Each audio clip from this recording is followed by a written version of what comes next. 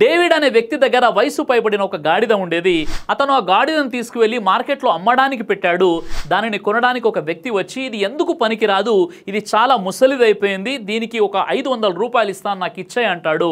అప్పుడు ఆ డేవిడ్ అనే వ్యక్తి సరే ఎంతో కొంత డబ్బు వస్తుంది కదా అని చెప్పేసి ఆ గాడిదని ఇచ్చేస్తాడు. కొన్నటువంటి వ్యక్తి చూడండి ఈ గాడిద ఎంత బలంగా ఉంది, ఎంత దృఢంగా ఉంది అని అదే మార్కెట్లో మళ్ళీ అమ్మడానికి ప్రయత్నం చేస్తాడు. అప్పుడు ఆ డేవిడ్ అనే వ్యక్తి అది విని చాలా ఆశ్చర్యపోయాడు.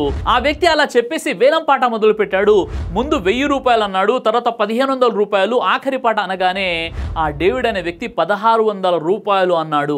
ఈ విధంగా ఆ డేవిడ్ అనే వ్యక్తి 500కు అమ్మిన గాడిదను అతనే 1600 రూపాయలు కొనుక్కొని వెళ్ళాడు. ఇక్కడ మనకు అర్థమైనటువంటి విషయం ఏంటంటే మనలో ఉన్నటువంటి సామర్థ్యాన్ని మనం గుర్తించడం లేదు. ఇతరులు చెబితే గానీ మనలో ఎంత సామర్థ్యం ఉంది, ఎన్ని తెలివితేటలు ఉన్నాయో మనం గుర్తించలేనటువంటి పరిస్థితిలో ఉన్నాం.